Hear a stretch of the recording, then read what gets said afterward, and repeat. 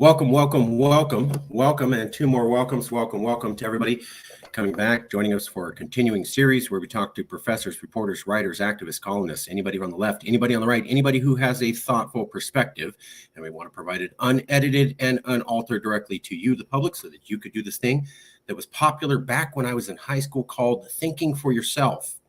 Maybe it'll come back, maybe it won't. With us today, it is our privilege to have Olivia Kuljian. I hope I'm saying that correctly.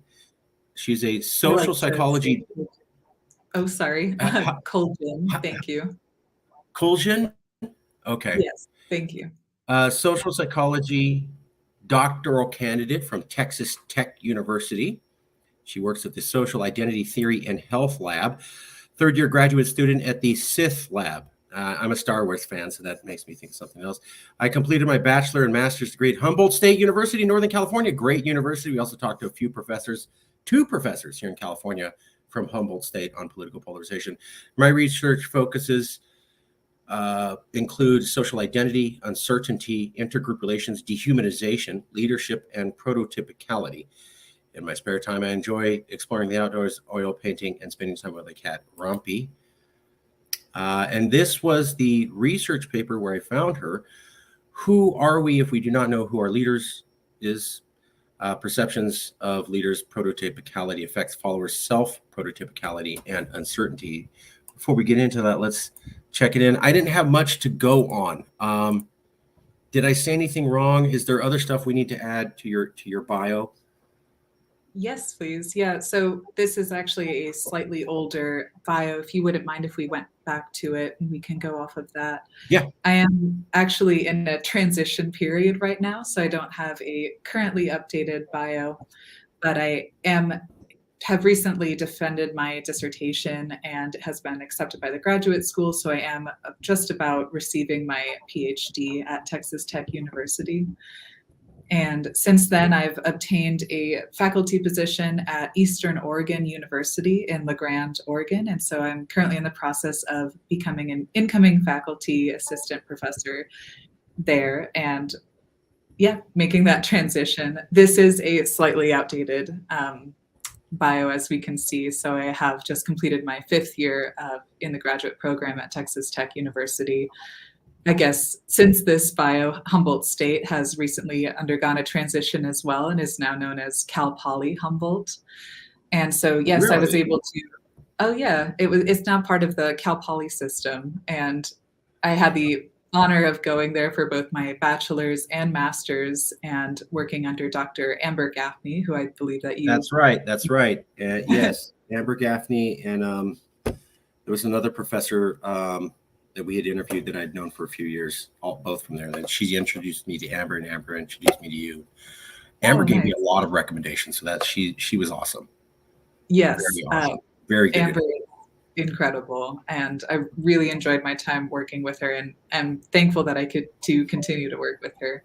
So from there, I moved cross country to Lubbock, Texas, to go to Texas Tech University under Dr. Zachary Homan, another amazing, incredible researcher and mentor, and was able to complete my PhD under Dr. Zachary Homan there as well. So now I'm currently in the process of moving back cross country with our cat, Rumpy. He's still alive and well, and I do still enjoy spending time with him. All of the hobbies are the same, essentially. But yeah, that might be a little bit of an updated... Okay, so no change in the hobby.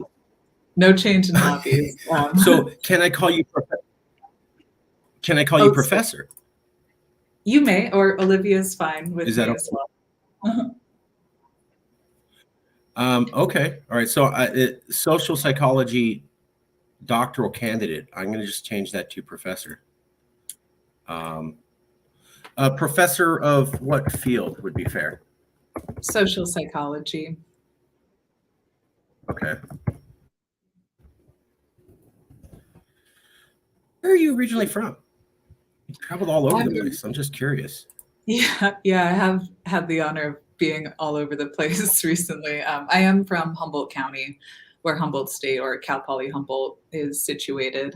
So moving to Texas was quite a change, both socially, geographically, weather-wise. time zone wise. But I'm grateful that I got to spend some Yeah. time in that corner of the country. It's got its own unique form of beauty with the canyons there and the red rocks and trees, blue sky, big, Mhm. huge skies you can see for miles. That's not an exaggeration when they say like Was it? big sky country. No, no, it's not. Is there the Red Rock Theater? Am I So getting Red that confused? Rocks Amphitheater is just outside of Denver, right? But because of my Oh, location, I was able to spend time in Colorado and got to see that amphitheater. Also beautiful. okay. Is there any states you have not traveled to or lived in? Oh, That's a there joke. are many I, states. I haven't been Lubbock. to Where's Alaska. Lubbock? Sorry, what Where's was it? Lubbock located? Where's Lubbock located?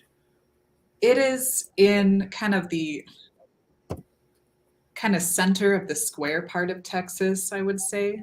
And sorry, Yeah, visual yeah. isn't working. I would throw up a hand and try to show you on my hand where That's Lubbock is. So I'm pretty sure that my family comes from there. The Mexican side of my family is actually Tejano. They were there before it became Texas, and they're out of Dumas, Oh, which is right near Amarillo, or it's pronounced Amarilla, and I oh think that's yeah. near Lubbock. I could be wrong. So Yes. Yeah, that's why that's it's just familiar an with the time. hour and 40 minutes north of Lubbock. Yeah, yeah. If you go to Amarilla, spelled Amarillo, but that's how they pronounce it, and you can go to a little town called Dumas, and I Oh, have about 30 cousins there. Um, Only four of us made it out to California. So you're from California. That's cool. Okay, let's get into the meat and the potatoes here, as they say somewhere.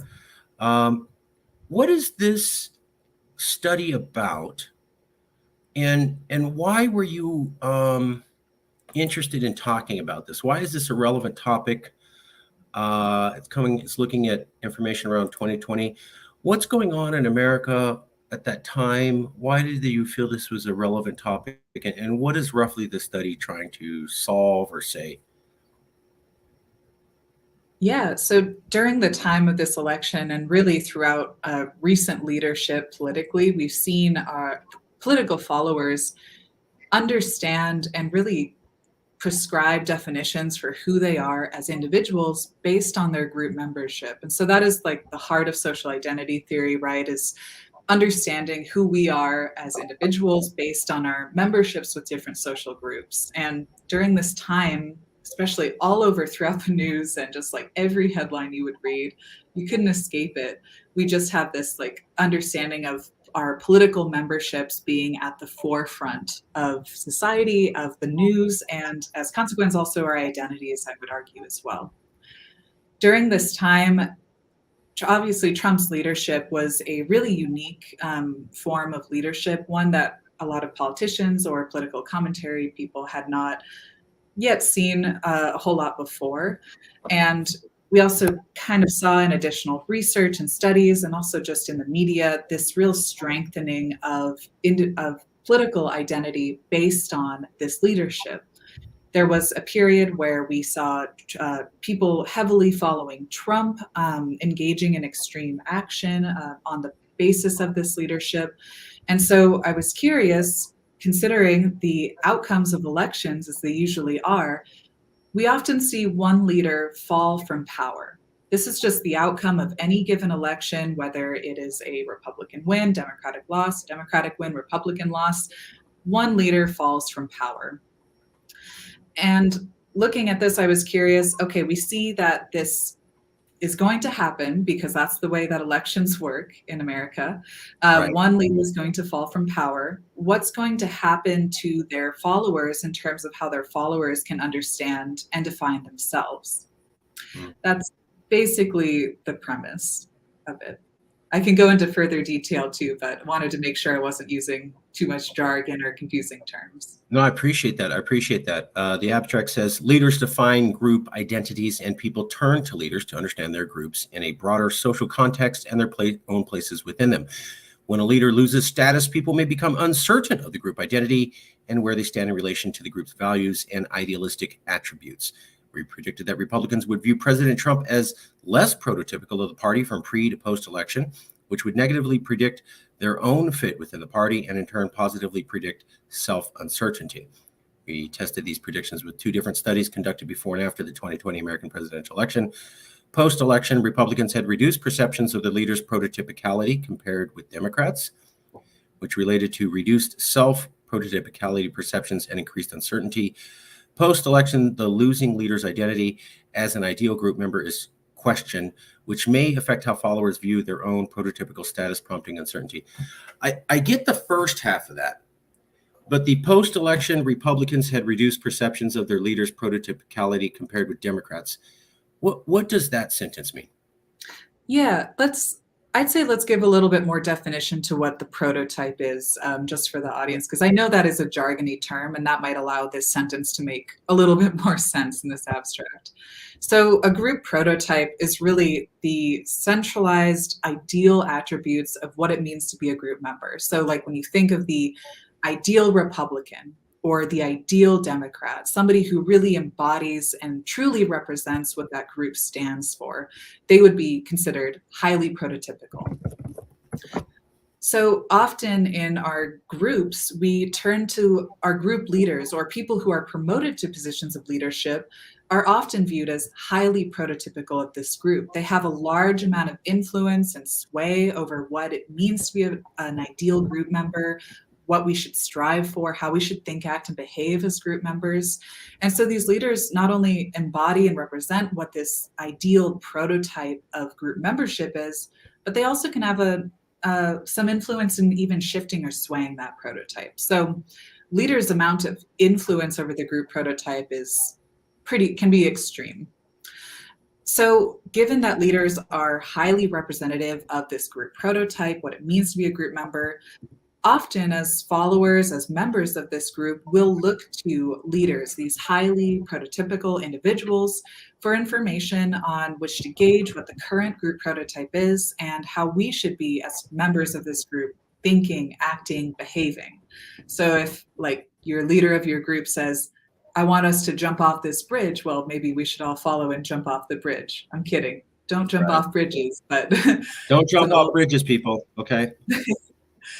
So given that we look to these leaders for a really explicit description and understanding of what it means to be a group member, basically this is asking, well, what happens when we don't have that leader to look to, when they experience a fall from power, when they're removed from office during the natural course of an election?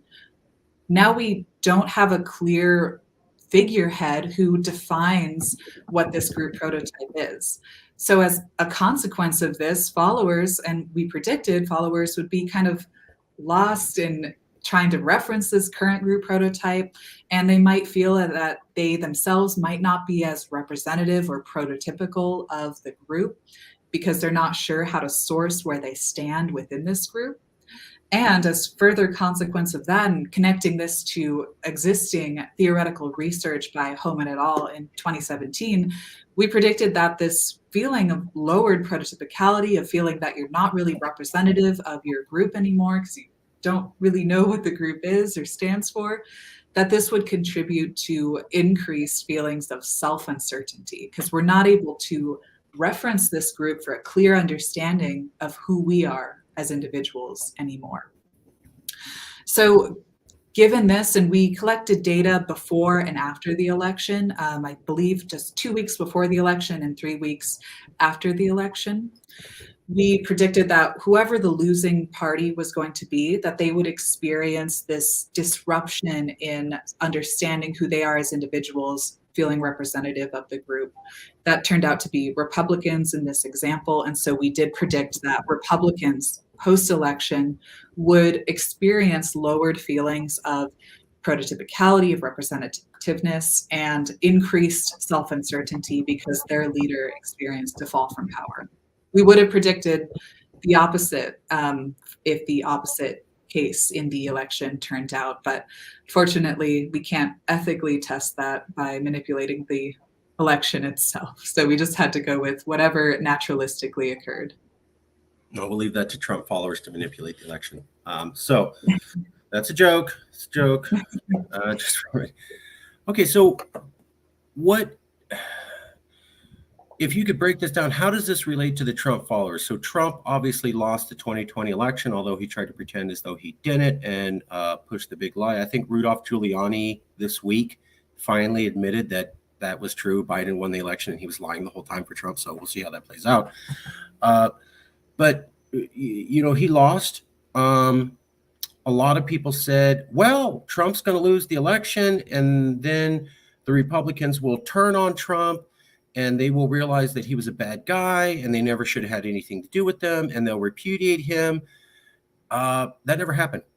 I mean, the guy's still massively influential. So how does this relate? What was the identity fall that the Republican Party had? How did they shift? What did you see as far as a loss of identity? And is there any relation between the uncertainty that happened after Trump lost and the anger that led to January 6th? Is there any sort of connection there? Oh my God, that is an excellent question. And that is one that I am attempting to explore in a current line of work and was able to lightly touch on with my dissertation. So thank you for giving me the ability to kind of prop that up. Yeah, so something funny happened. Actually, the way I learned about the January 6th election was my partner and I had been backpacking for 3 days without cell phone service. And we came back into society and into cell phone service on January 7th. Oh, God. To a stream of strange text messages and random news headline alerts, and had to slowly piece together, like, oh my God, what just happened? Oh my God, that would not be fun. It was, definitely an interesting way to experience it. But yeah, sorry, quick side note, I just find that memory in my memory of January 6th to be kind of a funny one to me.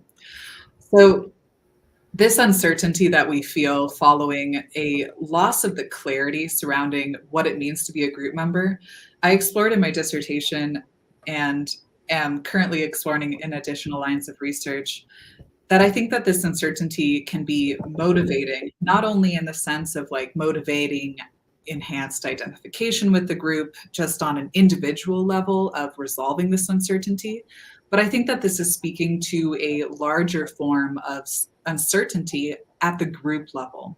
And so just looking at your interview with Amber, I believe that you've already kind of discussed how uncertainty is a motivational process. Like when we feel self-uncertain, we're motivated to resolve that self-uncertainty because it's really uncomfortable, and we can do so by identifying with our groups.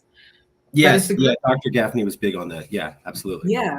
But if the group serves as a source of uncertainty, we have unclear leadership, we're not in a position of power anymore, we don't have a clear understanding of who we are as Republicans, for example, of what is going to happen in the future, that I think creates a form of group level uncertainty where we're not really sure what's going to happen in the future for our group, maybe some concerns about identity continuity there.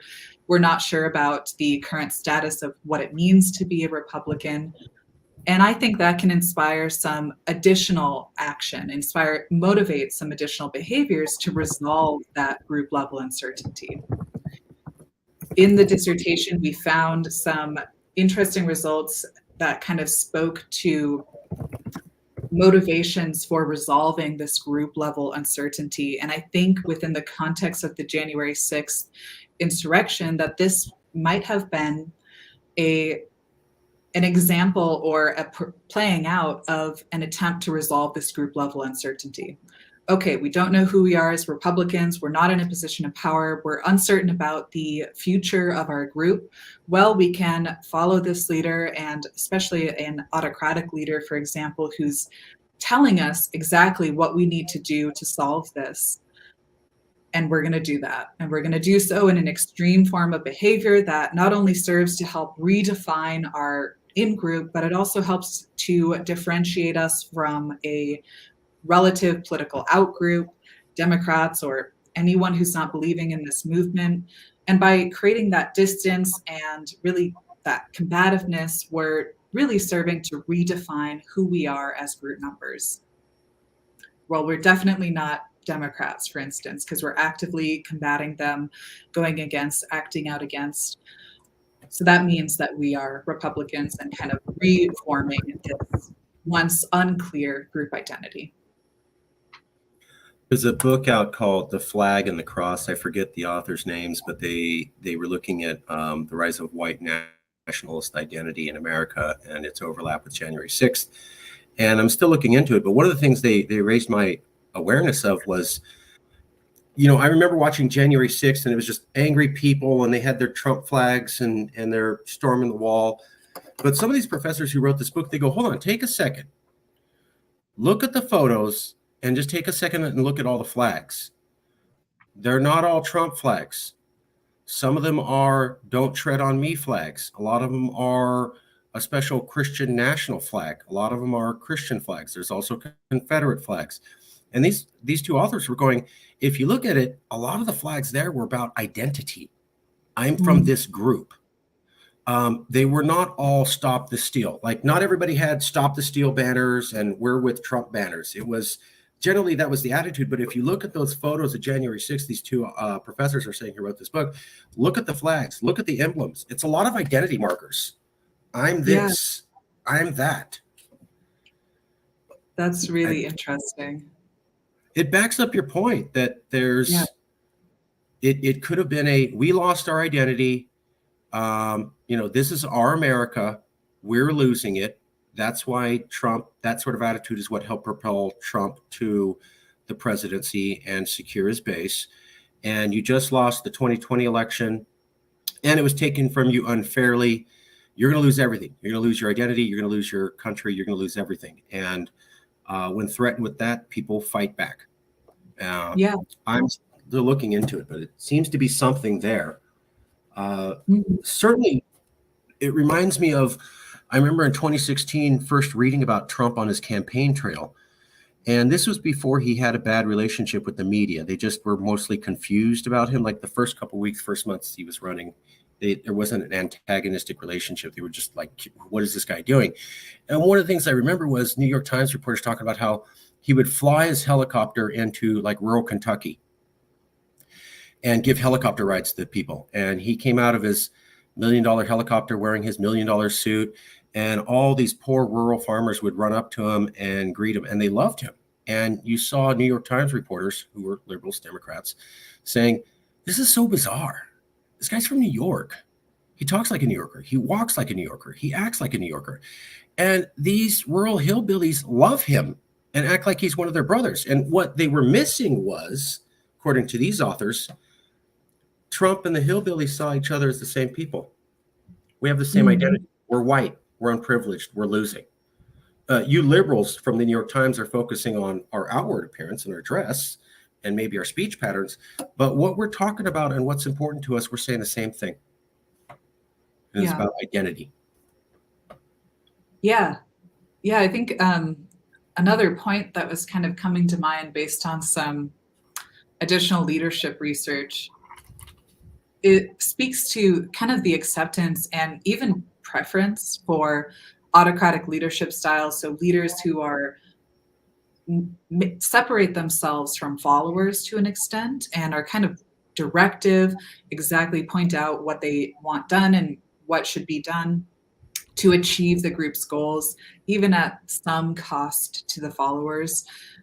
When under uncertainty and feeling as though people are concerned about their sense of self, uncertain about that, maybe even experiencing a group level uncertainty, they tend to prefer these sorts of autocratic leadership styles. And so one way that leaders can advance their leadership and increase their support from followers is to kind of bring in uncertainty into the conversation and induce it in their followers, point out maybe some relative deprivation from other outgroups, instill outgroup threat.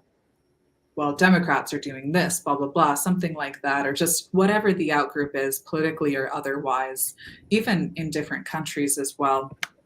Calling into that threat and instilling a sense of uncertainty might serve to bolster support for their leadership.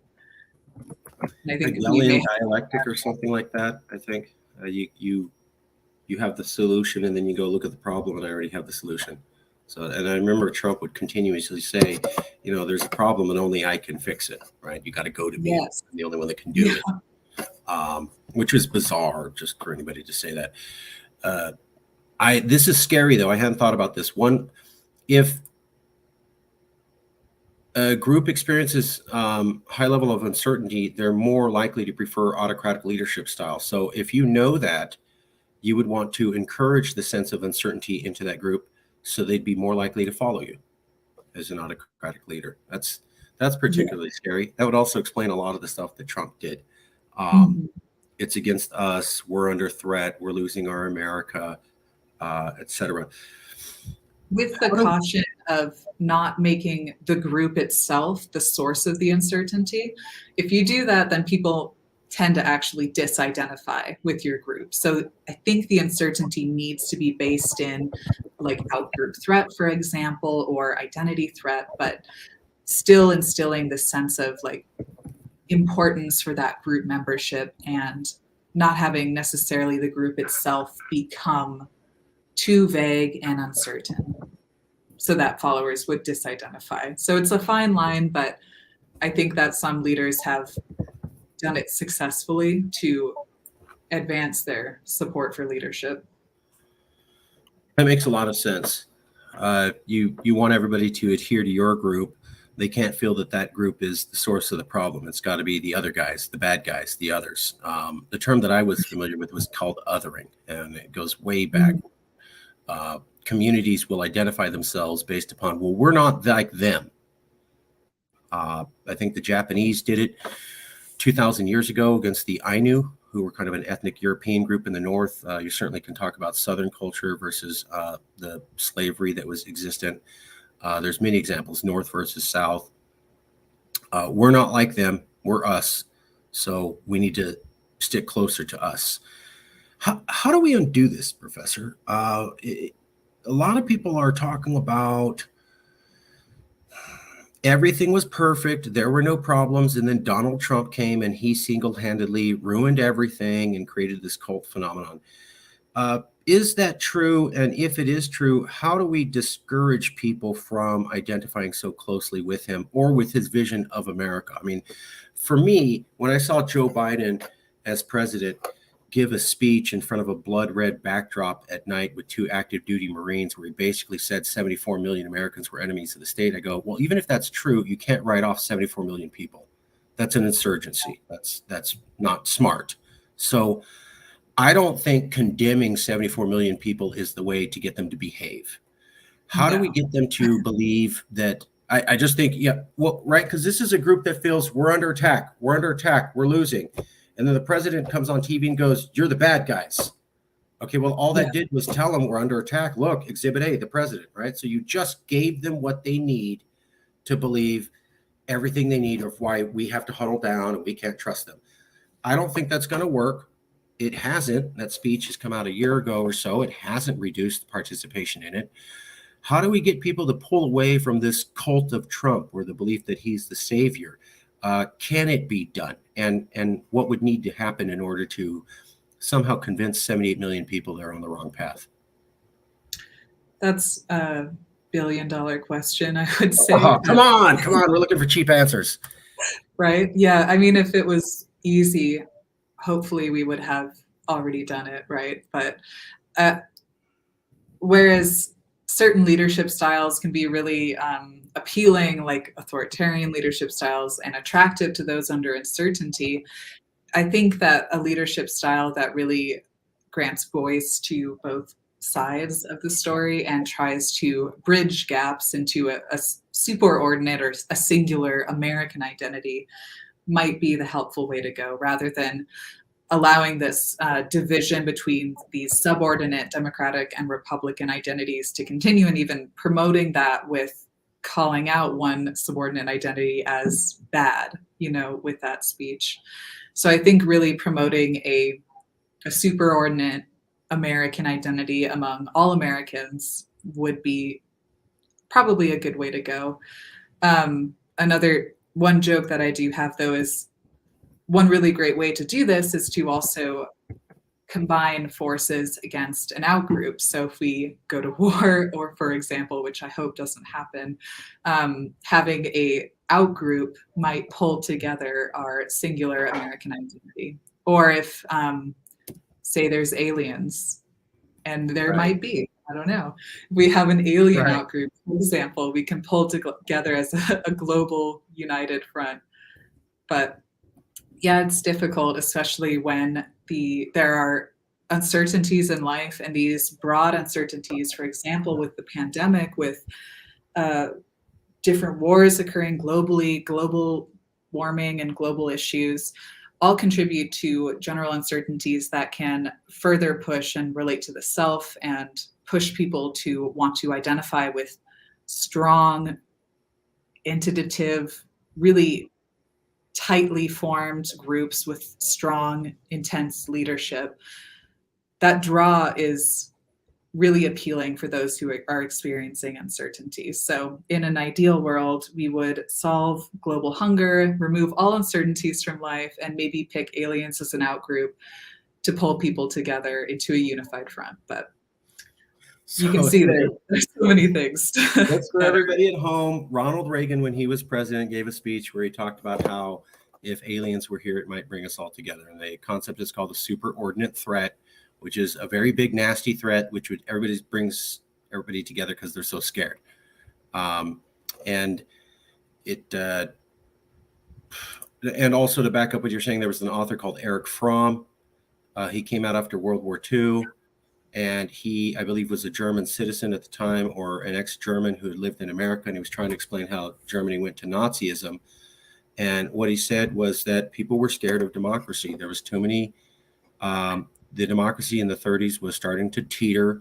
It was inflation was coming. There was a lot of uncertainty. They weren't sure where things were going to go. They weren't sure if the democratic system was going to work because it was relatively new. And so they wanted certainty, safety. And here's this guy who said, I'll give it to you. You just have to give up certain freedoms. Mm-hmm. Well, I would rather be free of fear. I would rather be free of chaos. I would rather be free of worrying about, are my children going to be okay, and am I going to have a job tomorrow? So sure, take whatever you want, because I'm tired of being scared. I've been scared for 10, 15 years.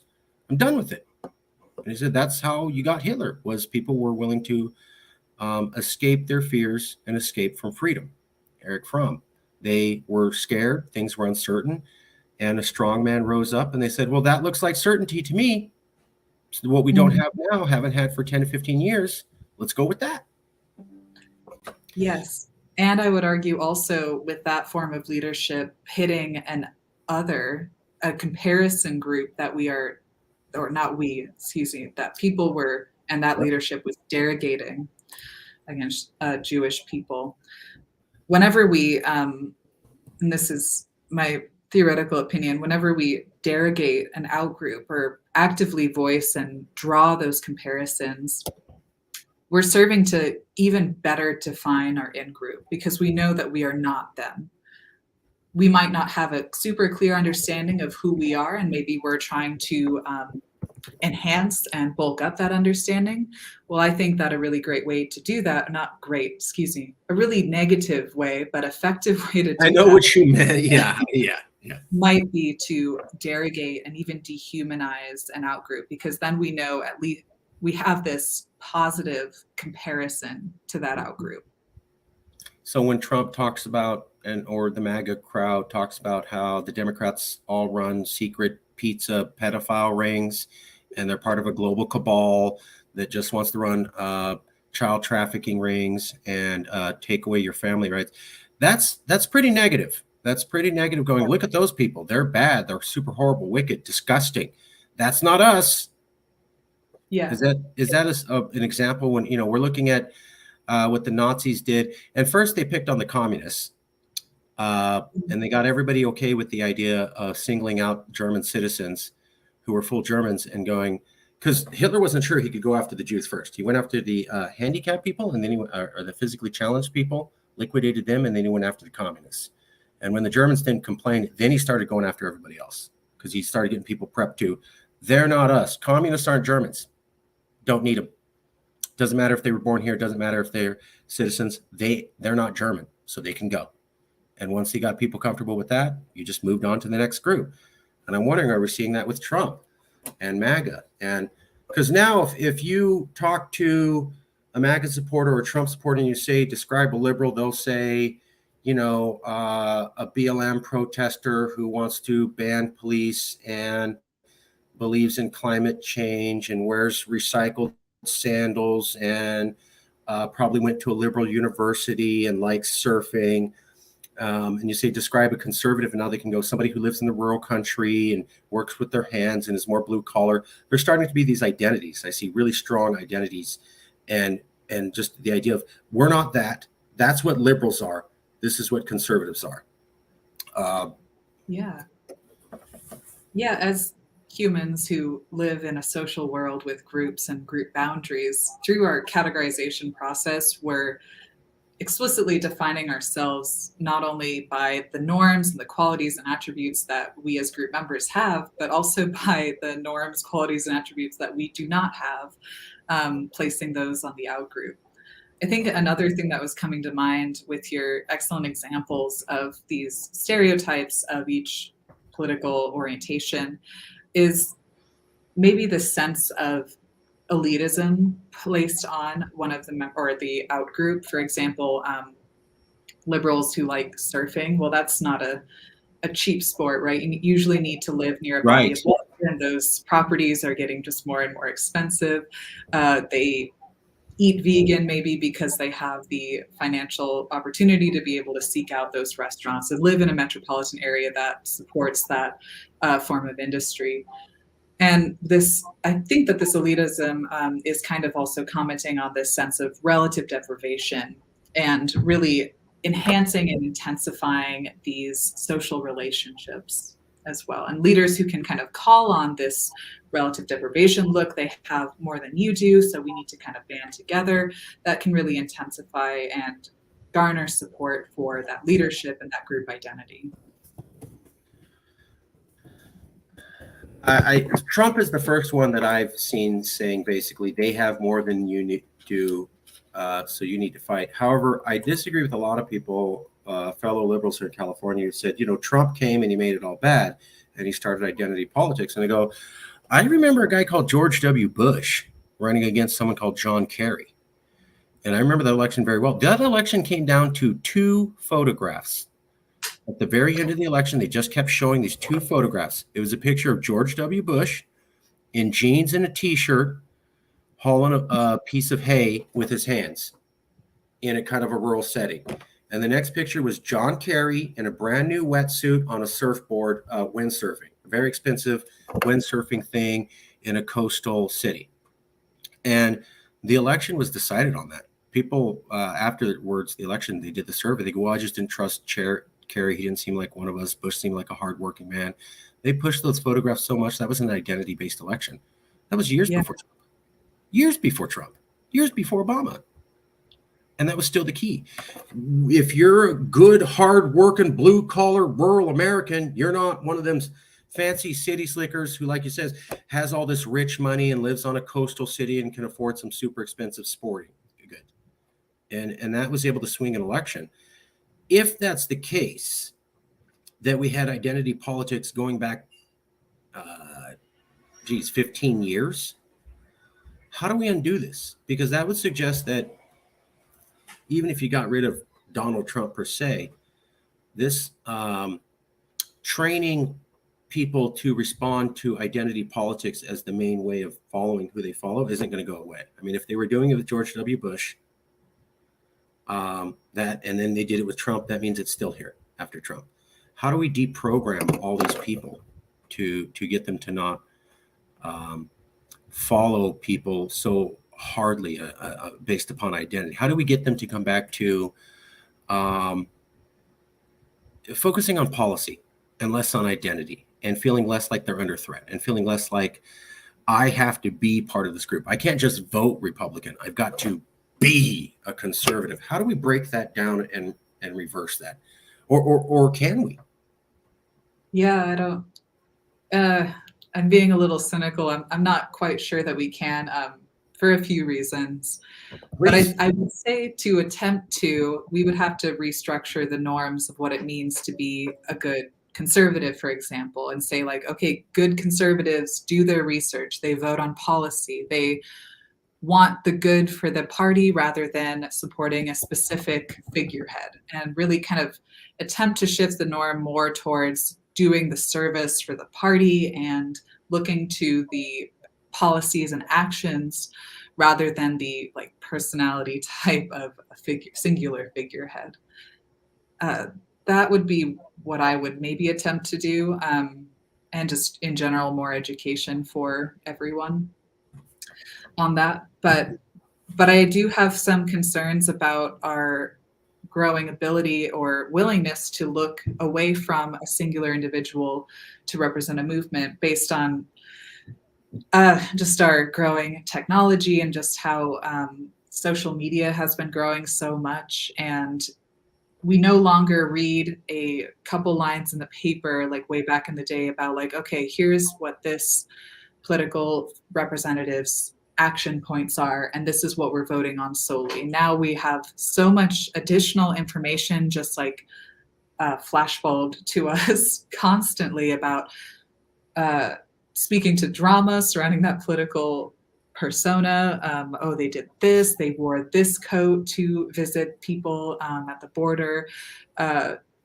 All of this is kind of speaking and making money within publications and different media outlets, but it can be hard to distance the individual from their actions and their what we can see in the media from what they're actually representing policy wise. So I think that these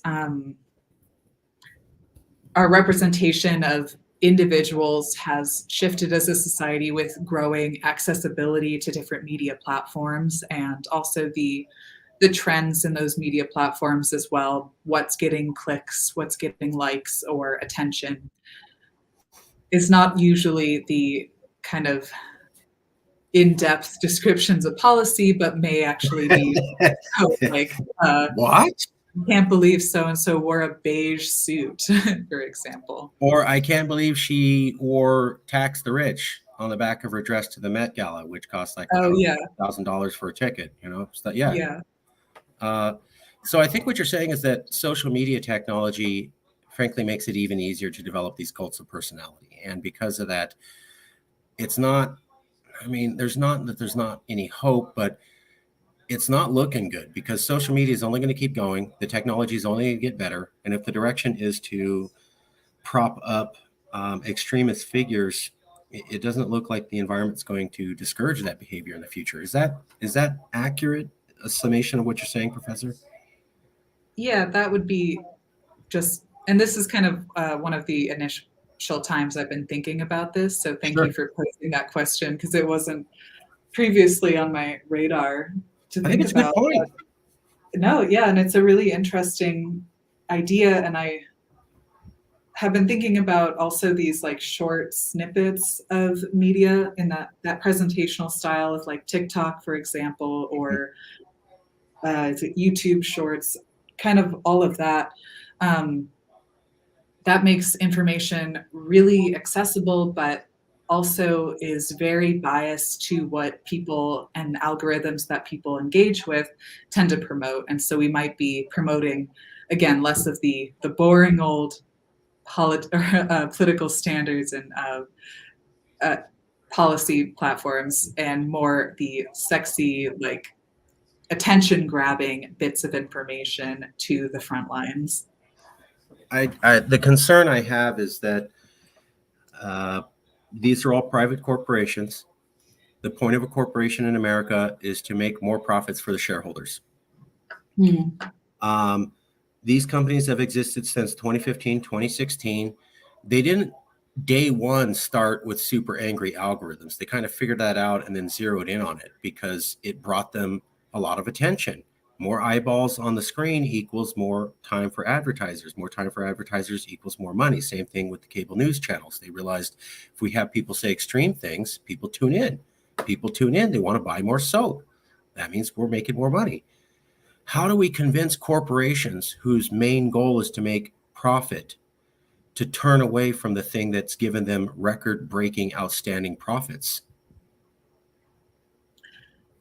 It's kind of Also an against, excellent question. Yeah. right? It's sort of like what they're not supposed to. You're not supposed to go, let's drive our company into the ground for the good of America. I've never heard a corporation say that. And Right. they've come to these algorithms because they work. So how are we going to convince these profit-driven machines to not be so focused on profit? Yeah.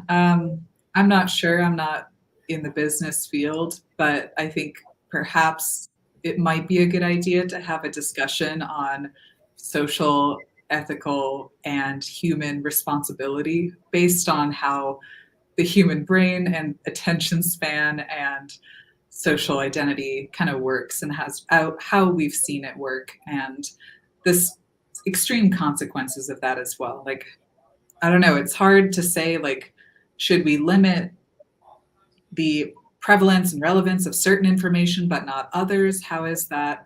Uh, what consequences would that have for like freedom of speech or just accessibility of information?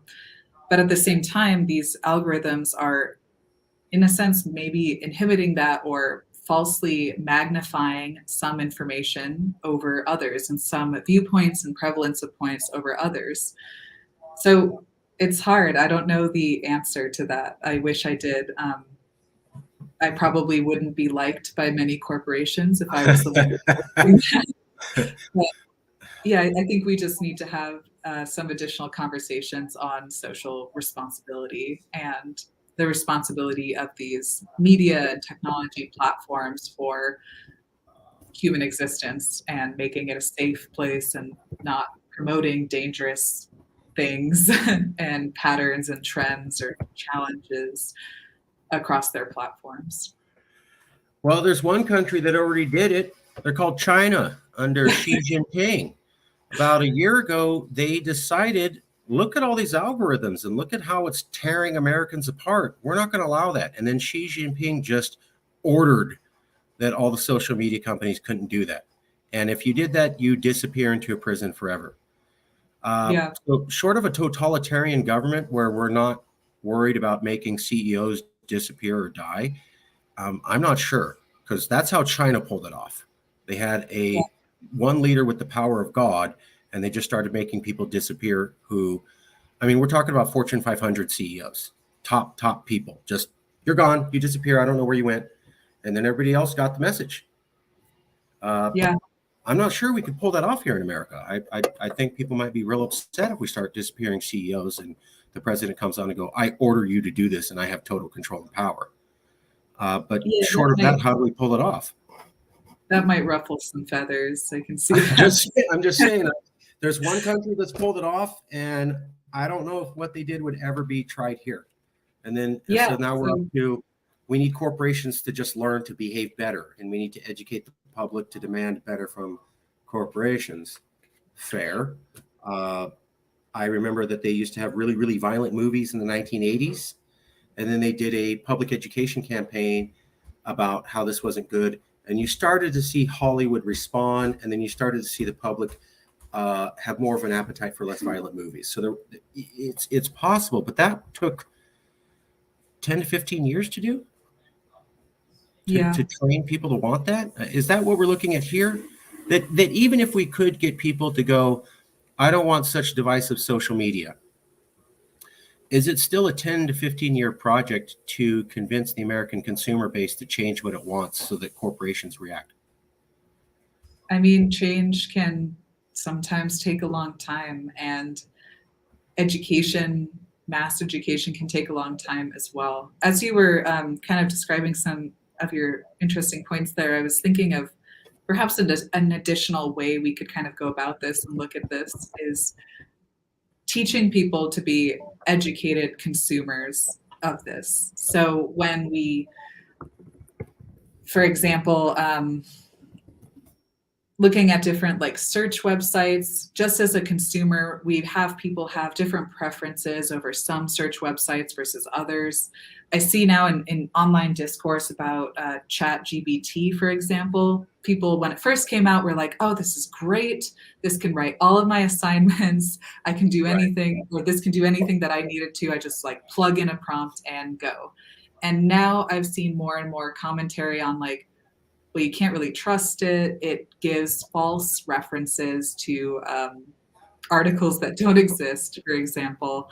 So all students out there, don't use ChatGPT solely to write your assignments. It's a bad idea. It's going to hurt in the long run and in the short run. But with that, we've already seen kind of a change in the understanding of the legitimacy or just an honest interpretation and understanding of the deficiencies of this specific platform.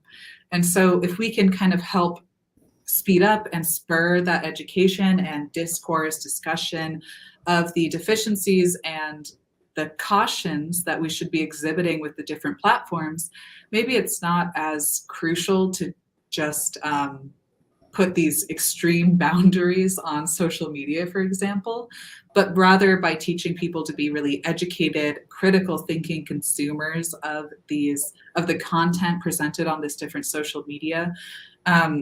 Maybe that could be an additional jumping off point. And that's something that I strive to do in all of my classes, is teach students how to be educated consumers of media. Because a lot of times when you read a media description of a psychological article, for example, and then you go to the original article, there's Right. usually some differences. And that's just by way of what's sexy to the media, to people Right. click on that article, versus the kind of nitty gritty small effect sizes, for example, in the original article. But yeah, that would be my hope, is that people are really continue to engage in critical thinking in all aspects of life, not even just in an academic setting, but in their own personal lives as well, looking at different trends on TikTok, bits of information, political rhetoric. Just be a critical thinker and try to do the research and get to the root of the knowledge. Who should teach Americans how to consume information and to be a critical thinker? Before you answer, I want to point out recently there's been Hunter Biden and his laptop, and he had a sweetheart deal, and then they walked that back in the last few days. There's a lot of controversy around that.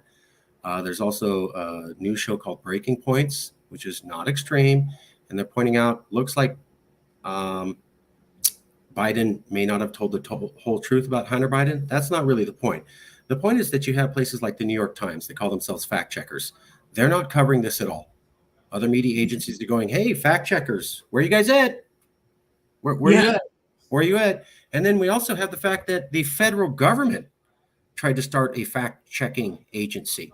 I think her name was Nina Jankowicz. And right after they announced her, people started bringing up tweets she had issued the year before where she spread misinformation. So if we have the main fact checkers will occasionally just not check facts because it's politically inexpedient for their side, and we have the federal government itself can't even get this right without looking dumb, who's going to teach us and who's trustworthy to teach us about how to check facts? Well, I'll do it. I'm just kidding. I can't do it. That's the answer. Honestly, no, I know you're joking, but that's the answer. Like, I started this series because I didn't see anybody else doing it. I saw one newspaper article that goes, we looked at political polarization and we talked to academics, and here's the answer. And it's 3 professors, all from elite coastal universities. No conservatives, no professors from any rural universities, certainly not Texas. And this was NPR, and they go, job well done. I'm like, that's 3 professors from one side. That's not a job well done.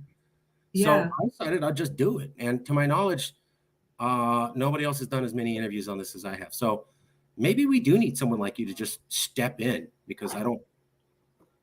What's the other option? I mean, the federal government screwed it up when it tried to do it. Official fact-checking agencies are known to be biased. who can we trust to teach us?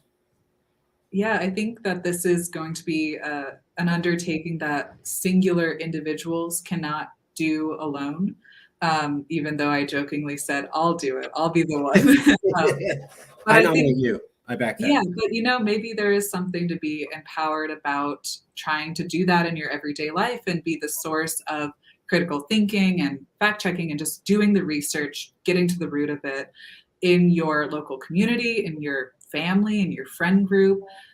If you are an educator, attempting to do that in your classroom, giving your students kind of this encouragement and freedom to approach problems from multiple perspectives, but also being teaching people to be really accepting and tolerant and willing to listen to other perspectives as well. So as we've talked about in the earlier portion of this conversation, our group memberships are extremely powerful, and uncertainty is an extremely motivating feeling when we don't like feeling uncertain. So to solve that, we tend to look for a quick fix, a heuristic line of thinking, and we tend to look to our groups and our leaders for quick, easy answers that don't often involve that rigorous form of thought. So my hope would be that people would be able to feel a little bit more tolerant of this uncertainty and be willing to not just immediately jump to using these heuristic or quick lines of thought, look based on their group memberships, what everyone else is saying, what your leader is saying, such like that. And instead, kind of try to do your own research and get to the bottom of it yourself and encourage other people to take the time and be a critical thinker about this. I think if we all try to spread this norm of critical thinking and tolerance and acceptance of other viewpoints, allowing the ability to take in those viewpoints, admit if you're wrong, or just be able to shift your current understanding, that would allow us to grow as human beings, one, but also might help to reduce some of these extreme intergroup conflicts that people are having just based on group-based ideology. That is a very grandiose desire and hope for us as humans, but I think that each of us as individuals can play a part in spreading this norm of critical thinking and acceptance of other viewpoints. At least you're getting the answers out. That's kind of where I'm headed to. It's going to be a long, slow slog. Like the idea that women have the right to vote, African American people have the right to vote, cigarettes can cause cancer. We've gotten people to accept these ideas. It wasn't a day or two or a year. It took 1 to 2 generations of people eventually getting it and going, oh, no, yeah, that makes sense. And that just sounds like if we're here now, where we're already experiencing January 6th, I see a lot of newspaper reporters and other people saying, well, just fix social media, just fix the news, just get rid of gerrymandering, just fix the filibuster, and everything pops back into place. And I go, I think that's that same quest for simple answers that people like, that the newspapers are pursuing. And I don't think that's accurate. I think it's going to be, and I could be wrong. I'm still interviewing. I'm not sure, but I think it's going to be us, the people. And I think it's going to be generational. And I think it's going to be us relearning how to be Americans.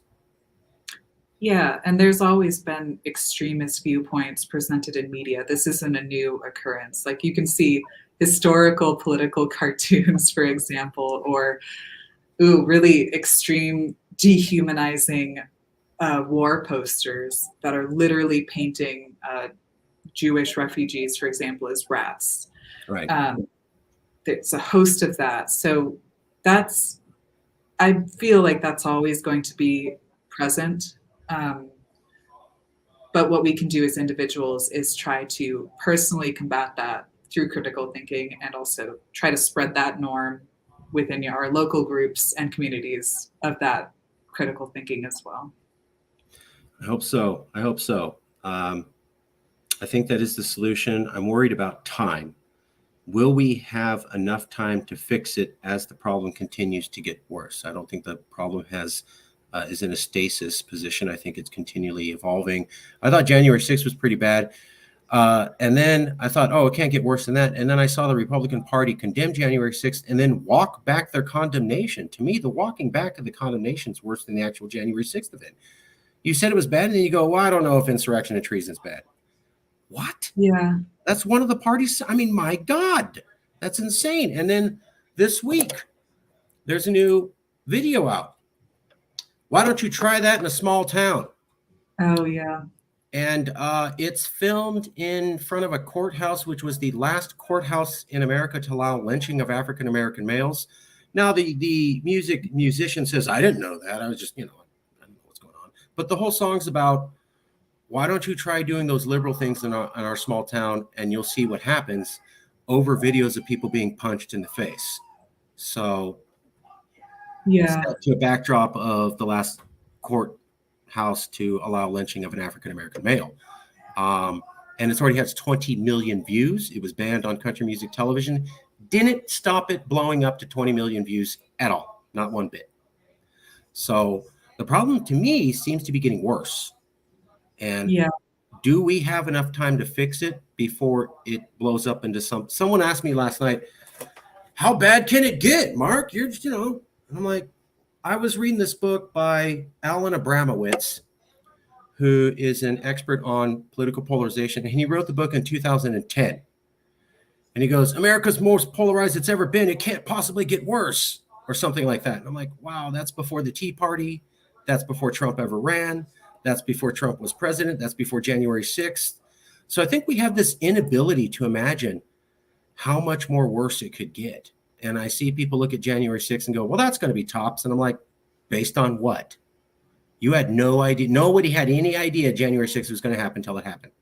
And then it shocked everybody.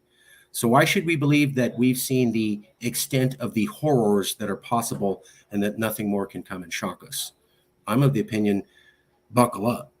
And hopefully we can fix this before it gets worse. But I'm not sure. This is a generational project, 10 to 15 years, 20 years to do. Yeah, I think they would share some of your concerns and sentiments there. I think you're right. The walking back of the extremity of January 6th and saying, oh, it wasn't that bad. Well, I think that is displaying a motivation to protect and uphold the positive light on an in-group, because we don't want to hold this as part of our group. This is a really stigmatizing thing. It shows that like bad actions on the behalf of our in-group. And so we don't want to really hold on to this. We would rather downplay it as a way to maintain this positive status of our in-group. But a consequence of downplaying this extreme thing is saying, like, it's kind of, to me, the frog in the pot of boiling water. Yep. Where you put the frog in a hot pan, it'll immediately jump out because that's too much. Like, this is unacceptable. But slowly heating up the water in a boiling pot of water, the frog will stay in because, well, compared to the temperature a minute ago, it's not actually that bad.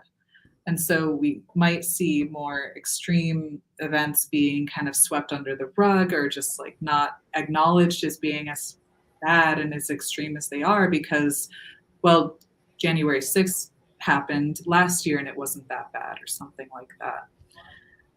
But yeah, that's really unfortunate to hear about the occurrence of that courthouse in that music video. Or what was It was a music video. The song is called Try That in a Small Town or something like that. Just type in Try That in a Small Town controversy on YouTube. You'll be able to see it. It's banned on a few things, but it's not stopped it from being picked up by others. And yeah.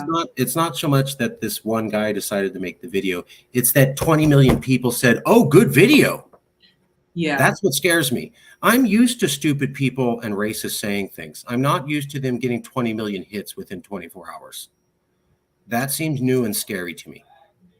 Yeah, I think with social media as well, you enter into the issue of a mirrored room, Right. too. It kind of just echoes and it further intensifies these perspectives. Well, 20 million other people also saw this video and liked it and endorsed it. So maybe playing this in front of a courthouse with a horrible history isn't such a bad thing. that might be something that people would say, not my own personal viewpoint, but Sure. it kind of negates these horrible things that have happened, and yeah, instead promotes this viewpoint of encouraging violence and acting out in an extreme way against people who don't share the same beliefs as you. It's dog whistling. I mean, it's definitely dog whistling. There's nothing overtly racist about it, but if you watch the symbolism, it's very clear. The people who are being attacked or fought with are typically minorities, and they're typically being attacked by a white person. Now, in those situations, it looks like the minority person was robbing a bank or robbing a thing, but it's still good, decent white man has to fight back to protect his land. And I'm like, okay, I see where this goes. I'll just remind everybody, I have a colleague here, I know, Rabbi Stephen Axelman out of New York City. He told me this story once, and I'd also saw it on an episode of West Wing, where there was two. West Wing was the story about the West Wing of the White House under a liberal presidency, and two of the staffers were Jewish, and they also told the same story. And it goes like this: the people who are alive in America and who are Jewish were the ones who realized that in 1930, when Kristallnacht happened, it's time to get the hell out. And the ones who aren't in America are the ones who thought, it can't get worse than Kristallnacht. That's as bad as it's ever going to get. And they decided to stay. Millions of Jews thought, no, it can't get worse than Kristallnacht. Let's stay. And they died.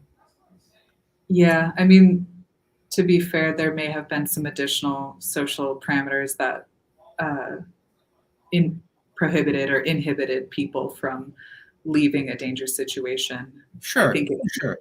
Yeah, really difficult to leave your home and leave your family in times like that. And yeah, I think we see that kind of maybe in the Ukrainian war that's occurring right now, just reading individual stories from people. It's extremely difficult to leave a home in your like hometown and sense of place that you've had for so long to be able to seek refuge.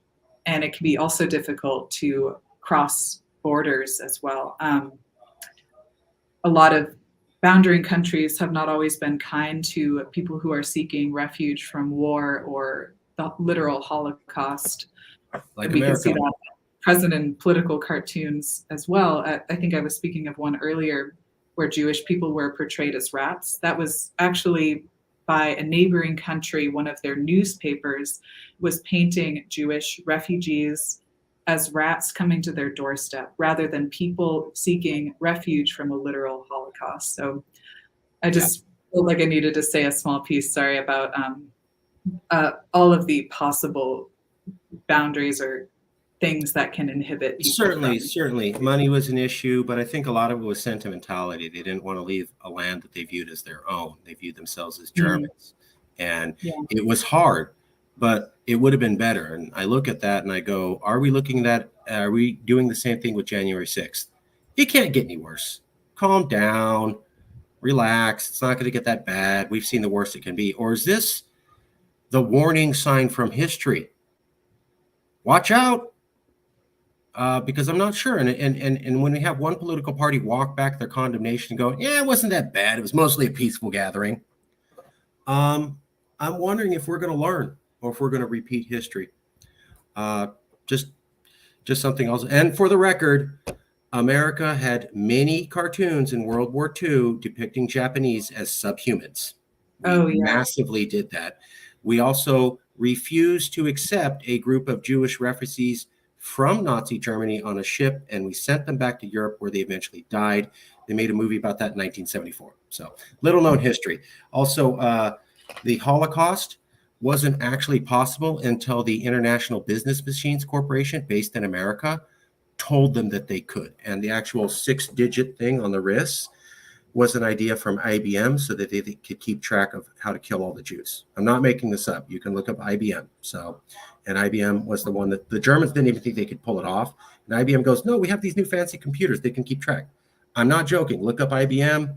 Look up the 1974 movie about the famous ship that was turned away. that partly encouraged Hitler to do what he did. And then you can also look up World War II cartoons of how we depicted the Japanese as basically not even human. So, it's here too. And supposedly we were the good guys in that war, and we did that. So, yeah, I mean, it's easier than you think to dehumanize other people. And this has inspired an additional line of my research, and also those political cartoons as well coming out of America. Those have persisted like years. And we're guilty of dehumanization as well, literally reducing people to a 6-digit number. Like, how much more dehumanizing can you get, right? Or saying that this would be a feasible way to achieve this horrific act.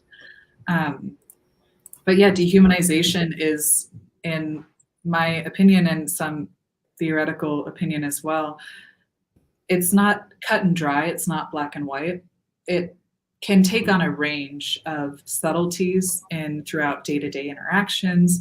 We can incorporate subtle dehumanization towards people, and this can influence our treatment of them and our resulting behaviors or supportive policies for them, attribution of aid.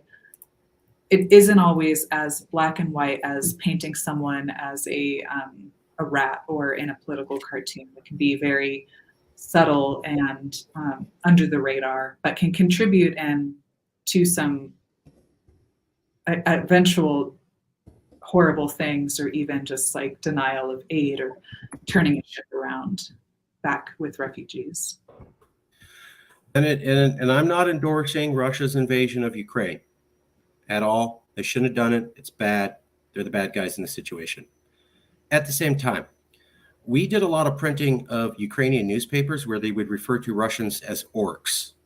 That's a subhuman form. And that was printed in the U.S. News. Nobody criticized it. Also, American company Facebook said that they were going to remove their hate guidelines so that more of that language could be posted on their stuff. So we're still doing it. We just, now it's a cool bad guy, so no one cares. But yeah, it's almost like there's this, well, not almost, there is a motivation, I think, to paint threatening outgroups as unhuman, or outgroups that we just feel kind of repulsed by in some way, sense, like people who are without homes, for example, or homeless individuals. We tend to also subject them to dehumanization in varying forms. So there is a motivation, I believe, to dehumanize outgroup members because it makes it easier to commit these atrocities against them, or to go to war against them. If we don't feel them or understand them as fully human, we remove this moral compliance that we typically have for all individuals, like, well, I can't kill a human, but I can kill an orc, for instance. So it's just cognitively easier to engage in those horrific and atrocious acts. I mean, one small interesting side note is that there are positive, beneficial forms of dehumanization, one might argue. For example, surgeons or medical professionals, if you remove your understanding necessarily of the full humanness of someone you're operating on, that might allow you to not be as stressed out about the idea that this is a human on your table, but more so be able to focus and get the job done correctly and with the detail that is needed at that time, rather than allowing your mind to get kind of freaked out that this is a human. Maybe by allowing that some form of medical dehumanization that can allow people to succeed in their operations. But for the most part, it does seem that dehumanization has some really nasty outcomes and contributes to some extreme outgroup perceptions. Yeah, and it was March 10th, 2022. So if anybody wants to look at it, the name of the article was Facebook allows war posts urging violence against Russian invaders. March 10th, Reuters Meta Platforms. Facebook will allow Facebook and Instagram users in some countries to call for violence against Russians and Russian soldiers. So not just soldiers in the field, Russian people in general. Call for death. We're going to remove our guidelines. There was no blowback in America for doing that. So I'm wondering, how much have we learned? And I got to tell you, as a minority, I remember the thing of Hitler saying, he said, well, first, let's go for the communists. Then let's go for the physically disabled. Oh, nobody's upset about that? Okay, let's go for the Jews. And then nobody's upset about that? Let's go for the gay people. It ratcheted up. And it started with level 1, nobody complained when they were rounding up communists and killing them. So now I'm seeing people go, yeah, it's cool to call Russians orcs. Now we can remove our hate guidelines. How long till you start turning that gun at me? That's what I'm thinking as a minority in America. It scares the hell out of me. Okay, we'll leave it there. Last 2 questions for you, Professor. Congratulations on your appointments. Congratulations. Thank you. I've always looked up to academia, and I know it's very hard and a lot of hard work for y'all to do what you do. Last 2 questions. You're not you. You're not me. You're a third person who's going to watch this video. And boy, they learned a lot. And they're watching this video and they go, I learned a lot of good discussion, things I'd never heard.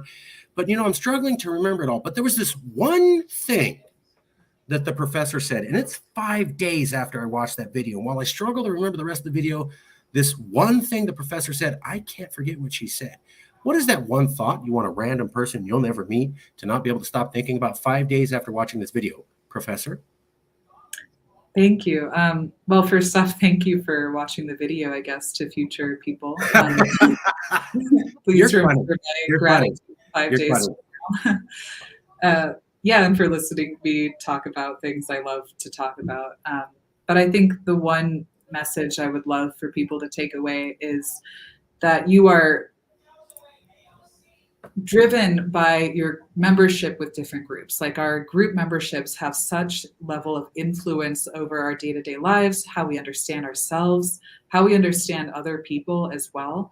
And I would encourage you to really think critically. I know I've said that a lot, but I truly believe it. Think critically about how this membership has influence over your life, your perceptions of other people, and also the news that you take in as well, how this might be influencing your perceptions of the legitimacy of different news sources. And don't be afraid to trace it back and try to find the root of that information for yourself and spread that norm to friends and family, other people, classmates, colleagues, students, etc. Also look up Finland. So the country that's most embraced the idea of teaching their entire population how to do fact checking on their own is Finland, because they were afraid they were getting bombarded by Russian misinformation way before the Russians were even screwing around with the Ukrainians, because Finland's right on the border and Finland's a little country, and they thought, well, we can just confuse them. So the Finns put a lot of money and effort into making sure their kids from early age up know how to think for themselves, check sources, compare things, not just accept a newspaper headline. Maybe we could do that here. Go Finland, yeah. Well, it's a national security issue for them. It's not just a polite topic to talk about. It's not just a problem. It's we're going to do this or we're going to be invaded. So they view it like how we take our military real seriously. It's considered a national security issue. It's the job of every Finnish person to be able to think critically. And they view it as that light. So they're very motivated to do that. But it also means we could do it here. Let's set that norm. I hope that you found this to be a fair interview. Do you have any recommendations from anybody who might be willing to be part of this conversation? You don't have to, but we always ask. I mean, that's how I met you, was with Professor Gaffney. She gave me so many recommendations. You don't have to. Do you have any recommendations? You think somebody might be good or willing to participate in this?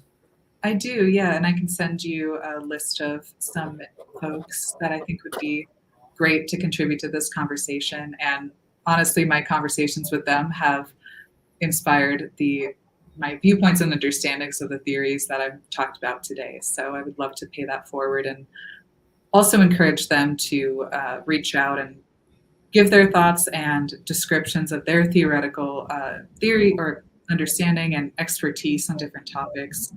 I'd also like to say, just a quick side note, a deep thank you to bringing me on to be able to talk about the topics that I love to talk about and discuss in new and novel ways. And you've given me a lot of ideas about thinking about these theories and this research in modern situations.